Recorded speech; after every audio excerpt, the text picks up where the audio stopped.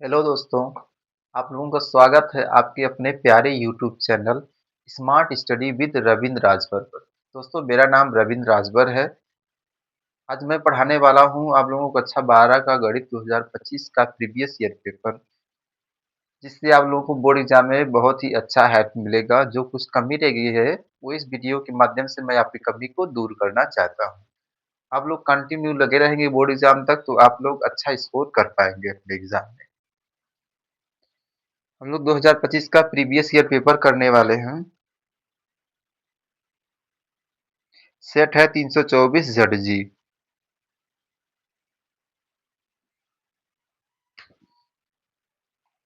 प्रश्न एक है,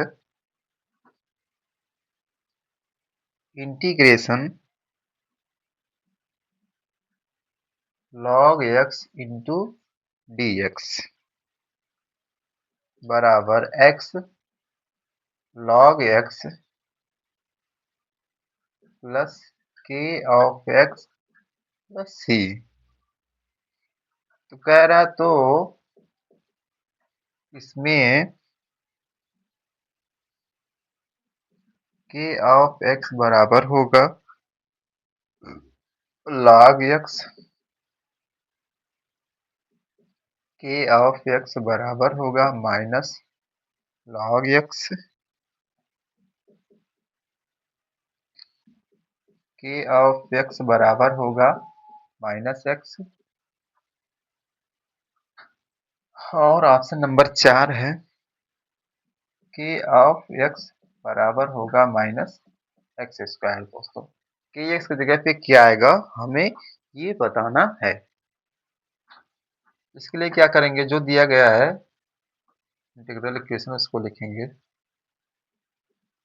integration log x D x दिया गया है दोस्तों, तो बराबर इसको हम लिख सकते हैं इंटीग्रेशन लॉग एक्स गुणे 1 इंटू डी एक्स। दोस्तों हम लोग लगाएंगे आईलेट का फार्मूला, आई लेट इसके अनुसार फर्स्ट और सेकंड फल मानते हैं, जहाँ आई क्या है इनवर्स है, एल क्या है लॉगरिथमिक है, और ये क्या है अलजेब्रा है, टी फॉर क्या है ट्रिग्नोमेट्री, ई फॉर क्या है एक्सपोनेंशियल है। तो हमें लॉगरिथमिक दिया गया है और एक क्या है कांस्टेंट नंबर है जो कि आ जाएगा अलजेब्रा में अचर पद के तौर पर। ये हमारा फर्स्ट फलन हो जाएगा और ये सेकंड फलन हो जाएगा। तो हम लोग फर्स्ट फलन और सेकंड फलन के इंटीग्रेशन का रूल लगाएंगे। इसमें क्या करते हैं दोस्तों, फर्स्ट फलन को छोड़ देते हैं यानी log x को छोड़ दिया और सेकंड फलन का अवकलन करते हैं यानी वो समाकलन करते हैं यानी 1 dx हो जाएगा। फिर माइनस लगाते हैं, ब्रैकेट लगाते हैं, t बाई डी एक्स अवकलन करते हैं किसका फर्स्ट फलन का गुणे समाकलन करते हैं सेकंड फलन का और फिर ब्रैकेट बंद dx लगाते हैं। तो बराबर हो जाएगा log x गुणे 1 का समाकलन x हो जाता है minus integration d by D x, log x का अवकलन होता है 1 अपॉन में x गुणे 1 का समाकलन होता है x ब्रैकेट बंद dx। x कट जाएगा तो यहाँ बचेगा 1 बराबर इस x को पहले लिख लेंगे तो हो जाएगा x log x माइनस यहाँ बचा 1, 1 का समाकलन क्या हो जाएगा x हो जाएगा। अगर इसकी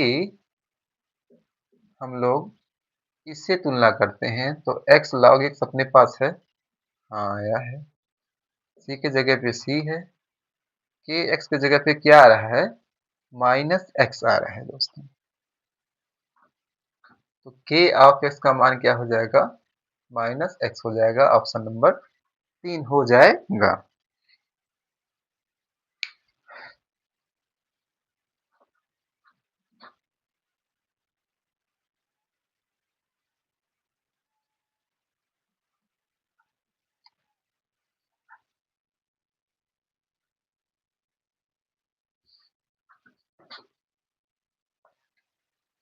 अगला प्रश्न है 5 कोटि वाले किसी अवकल समीकरण के व्यापक हल में उपस्थित शेष अचरों की संख्या होगी। 5 कोटि वाला अवकल समीकरण है। 5 कोटि वाला अवकल समीकरण किसको कहते हैं, जैसे दोस्तों अपने पास कोई फलन है ठीक है, y, और इधर कुछ लिखा हुआ है। तो अगर इसको हम लोग एक बार अवकलन करते हैं, मान लो इधर जो फलन है f ऑफ x में है, तो अगर इसको हम लोग एक बार अवकलन करते हैं तो इसको लिखते हैं dy बाई dx। ये एक बार अवकलन किया है, इसे कहते हैं एक कोटि का अवकलन। अगर दो बार अवकलन करेंगे हो जाएगा d2y अपॉन dx2, ये दो कोटि का हो गया। अगर तीन बार करेंगे तो हो जाएगा d3y अपॉन dx3। अगर चार बार करेंगे तो d पर पावर 4 अपॉन dx 4 हो जाएगा। अगर पांच बार करेंगे तो d5y अपॉन dx पर पावर 5 हो जाएगा। दोस्तों तो कह रहा है कि इसमें कितने स्वेच्छचर होंगे, स्वेच्छचरों की संख्या हमें बतानी है। अगर एक बार अवकलन कर रहे हैं दोस्तों तो एक स्वेच्छचर होगा, दो बार करेंगे तो यहाँ दो होंगे, तीन बार करेंगे तो तीन होगा, चार बार करेंगे तो चार होगा, पांच बार करेंगे तो फिर पांच हो जाएगा।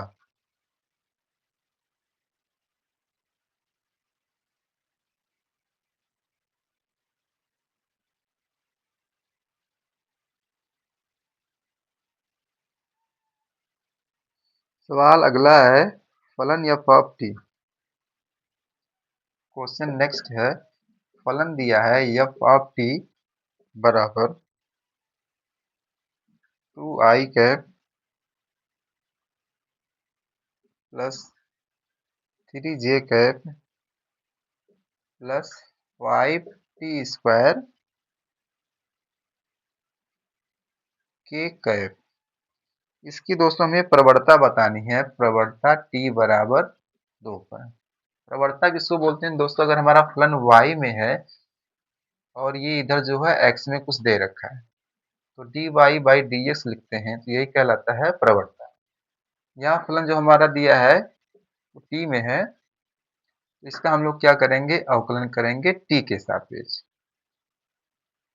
तो f लगा f ऑफ t है तो इसका अवकलन जो है हो जाएगा f डैश t हो जाएगा। ठीक है, और चूंकि ये कांस्टेंट है, ये पद जो है टी में नहीं है तो ये कांस्टेंट की तरह काम करेगा, तो इसका अवकलन जीरो हो जाएगा। ये भी कांस्टेंट की तरह काम करेगा तो इसका भी अवकलन जीरो हो जाएगा। प्लस इसका अवकलन होगा दोस्तों, तो ये दो जो है अवकलन में क्या होता है, घात आगे आता है, तो दो आगे आ जाएगा तो हो जाएगा 5 गुणे 2 इंटू टी पर घात, जितना था उसमें से एक कम हो जाता है।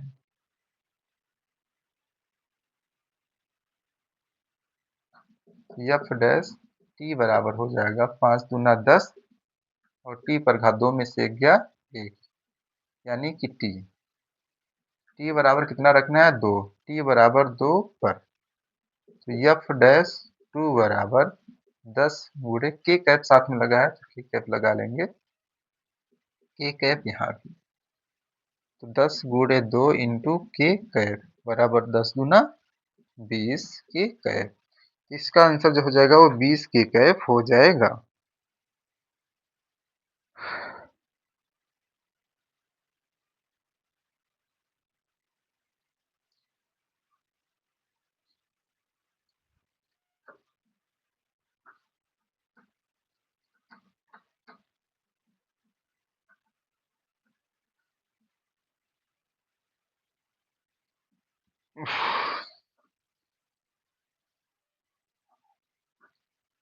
अगला सवाल है,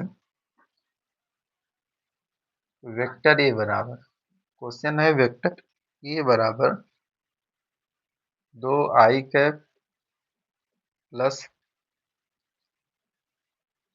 3j कैप प्लस के कैप। कह रहा है इसके अनुदिश मात्रक सदिश ज्ञात कीजिए। में क्या निकालना है, मात्रक सदिश निकालना। इसी के अनुदिश सदिश क्या है, ए है, इसका मात्रक सदिश क्या हो जाएगा, ए कैप हो जाएगा। और ए कैप बराबर होगा क्या, ठीक है, वेक्टर ए बटे मॉड ऑफ वेक्टर ए, यानी कि ए कैप बराबर हो जाएगा वेक्टर ए, यानी कि 2i cap plus 3j cap plus के कैप बटे में मॉड निकालना है, परिमाण निकालना है। तो परिमाण कैसे निकालते हैं, ठीक है, आई जे और के का जो गुणांक है उसी का वर्ग करके जोड़ लेते हैं। तो 2 का स्क्वायर हो जाएगा प्लस 3 का स्क्वायर हो जाएगा प्लस 1 का स्क्वायर हो जाएगा। तो ए कैप बराबर आ जाएगा 2i cap plus 3j cap plus के कैप बटे में अंडर रूट में 2 का स्क्वायर 4 प्लस 3 का स्क्वायर 9 प्लस 1। ए कैप बराबर हो जाएगा 2i cap plus 3j cap plus के कैप बटे 9 4 13 और 1 14 अंडर रूट में 14 14, यानी कि ए कैप बराबर लिखेंगे 2 बटे अंडर रूट में 14 आई कैप प्लस 3 बटे अंडर रूट में 14 जे कैप प्लस 1 बटे अंडर रूट में 14 ए कैप। ये हो जाएगा वेक्टर ए के अनुदिश मात्रक सदिश ये कैप।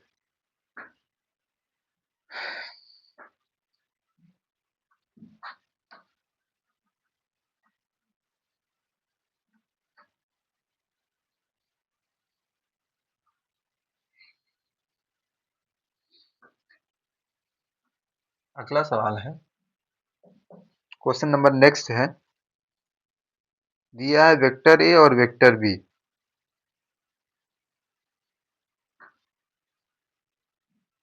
वेक्टर ए बराबर है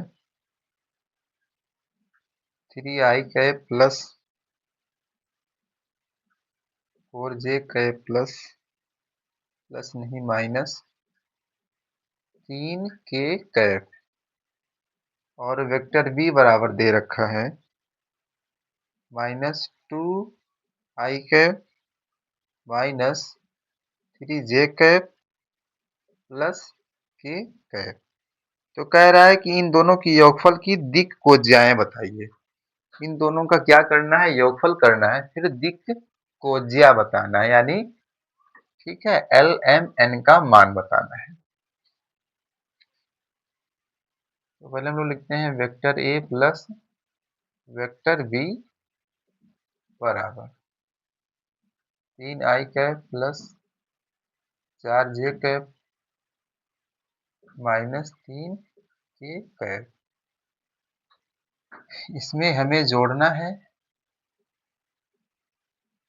-2i cap minus 3j cap plus k cap. I को आई में जोड़ते हैं, के जे को जे में और के को के में। तो यहाँ आई 3 है और यहाँ क्या 2 है, 3 में से 2 घट जाएगा तो आ जाएगा 1, एक आई कैप हो जाएगा। यहाँ 4 है और जे यहाँ -3 है, तो 4 में से 3 घट जाएगा तो 1 बचेगा, तो प्लस यहाँ हो जाएगा जे कैप, और यहाँ -3 है और यहाँ +1 है, तो ये हो जाएगा -2 के कैप। हमें यहाँ क्या बताना है, हमें यहाँ इसके योगफल की दिक् को ज्याएं बतानी है, दिक् को ज्याएं बतानी है, यानी हमें एल बताना है, एम बताना है और एन बताना है। ठीक है, तो एल बराबर क्या हो जाएगा, एल के लिए ऊपर आई का गुणांक लिखेंगे, कितना है 1, तो यहाँ 1 ऊपर हो जाएगा अंडर रूट में जो आई जे और के गुणांक हैं उनके वर्ग को जोड़ लेंगे। तो यहाँ आई का गुणांक कितना 1 है, 1 का वर्ग हो जाएगा प्लस जे का गुणांक 1 है, 1 का वर्ग हो जाएगा माइनस के गुणांक प्लस माइनस के गुणांक -2 है, तो इसका वर्ग हो जाएगा। और यम बराबर क्या हो जाएगा, +1 है तो वो भी यही होगा, 1 का वर्ग प्लस 1 का वर्ग प्लस -2 का वर्ग, और फिर n बराबर हो जाएगा -2 बटे अंडर रूट में 1 का वर्ग प्लस 1 का वर्ग प्लस -2 का वर्ग बराबर ये 1 बटे 1 का वर्ग 1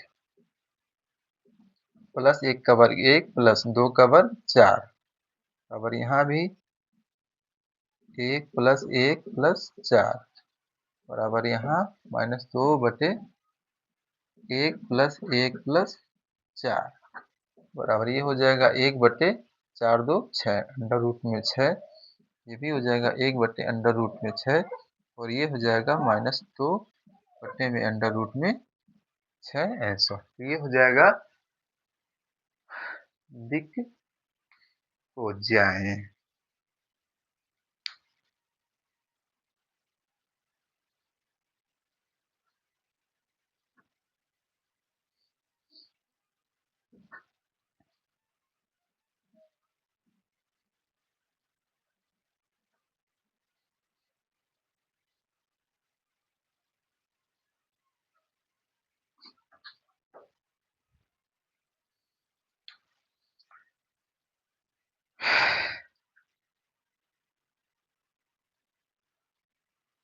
उसके बाद फिर क्वेश्चन नंबर अगला है, कह रहा है कि यदि दो पासे एक साथ फेंके जाते हैं तो योगफल 8 आने की प्रायिकता। दो पासा है वो एक साथ फेंका जा रहा है, तो पासा पर कुल परिणाम कितना आता है, 6 पर घात n होता है। n जितनी बार फेंका जाएगा, तो कितनी बार फेंका जा रहा है, 2 बार फेंका जा रहा है, तो पूरा परिणाम कितना हो जाएगा, 36 हो जाएगा। एक बार मैं आप लोगों को पूरा लिख के बता दे रहा हूँ, पूरा परिणाम परिणाम 1 1 1 2 1 3 1 4 1 5 1 6 2 1 2 2 2 3 2 4 2 5 2 6 3 1 3 2 3 3 3 4 3 5 3 6 4 1 4 2 4 3 4 4 4 5 4 6 5 1 5 2 5 3 5 4 5 5 5 6 6 1 6 2 6 3 6 4 6 5 6 6। ये है सिंपल स्पेस एस।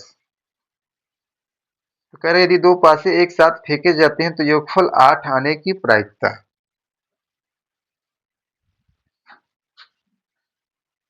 तो माना कि ये जो है ये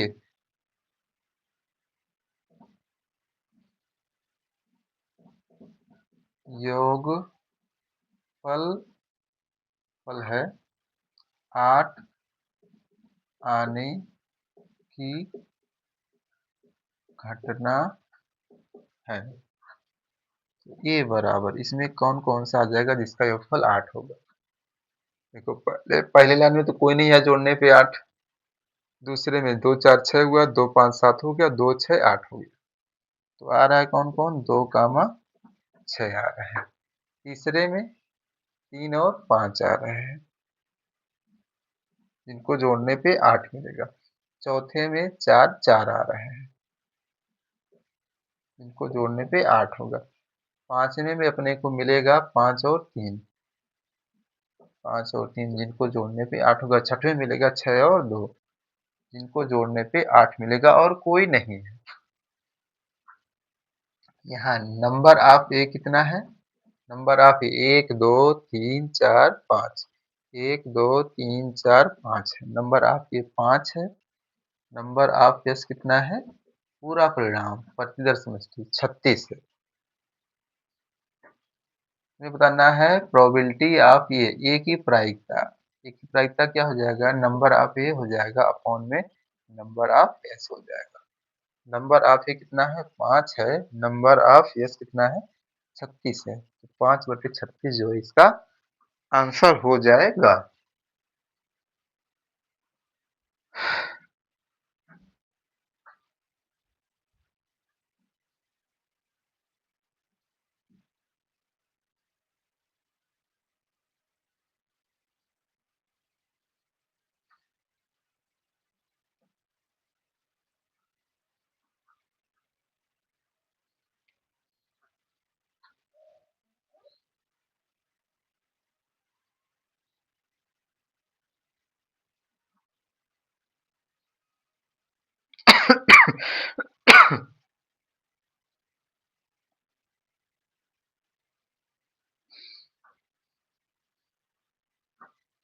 अगला सवाल है, यदि बिंदुओं ए और बी के स्थिति सदिश, बिंदु ए का स्थिति सदिश दे रखा है।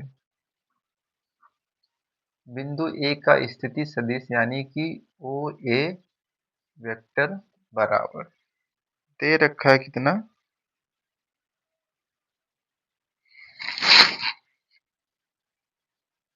आई कैप प्लस जे कैप प्लस के कैप। ओ बी वेक्टर बराबर दे रखा है 2i cap plus 5j cap. तो सरल रेखा AB की दिशा में मात्रक सदिश बताना है।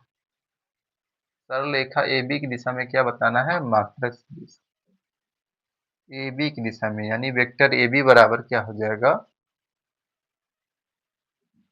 Vector OB minus vector OA। Vector AB बराबर हो जाएगा, वेक्टर OB क्या है? 2i कैप है प्लस 5j कैप माइनस, और वेक्टर OA क्या है? i cap plus j cap plus k cap है। तो वेक्टर AB बराबर हो जाएगा, 2i में से एक i घट गया तो i कैप बचा, प्लस 5 में से एक घट गया तो 4 j कैप बचा, और माइनस k कैप बचा। हमें AB का क्या बताना है? मात्रक सदिश बताना है। तो बराबर क्या हो जाएगा? वेक्टर AB बटे मॉड ऑफ वेक्टर AB बराबर, वेक्टर AB क्या है? i cap plus 4j cap minus k cap बटे अंडर रूट में i का गुणांक कितना है? 1 है, 1 का वर्ग प्लस j का 4 है, 4 का वर्ग माइनस प्लस k का माइनस 1 है तो माइनस 1 का वर्ग बराबर i cap plus 4j cap minus k cap बटे अंडर रूट में 1 का स्क्वायर 1 प्लस 4 का स्क्वायर 16 प्लस 1 बराबर आ जाएगा i cap plus 4j cap minus k cap बटे 16 और 2 18 बराबर, इसको लिख सकते हैं हम लोग 1/18 i कैप प्लस 4 बटे अंडर रूट में 18 j कैप माइनस 1 बटे अंडर रूट में 18 k कैप। ये हो जाएगा मात्रक सदिश।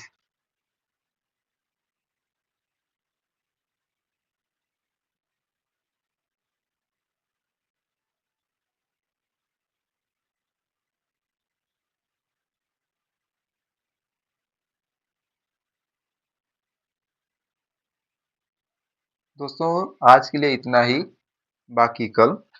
अगर वीडियो आपको अच्छा लगा हो तो उसको लाइक करिएगा, शेयर करिएगा और चैनल को सब्सक्राइब करिएगा, ताकि वीडियो जल्द से जल्द आपको आपके पास सीधा हो जाए, नोटिफिकेशन आप लोगों को पहुंचता रहे। बाय बाय दोस्तों, गुड नाइट, टेक केयर।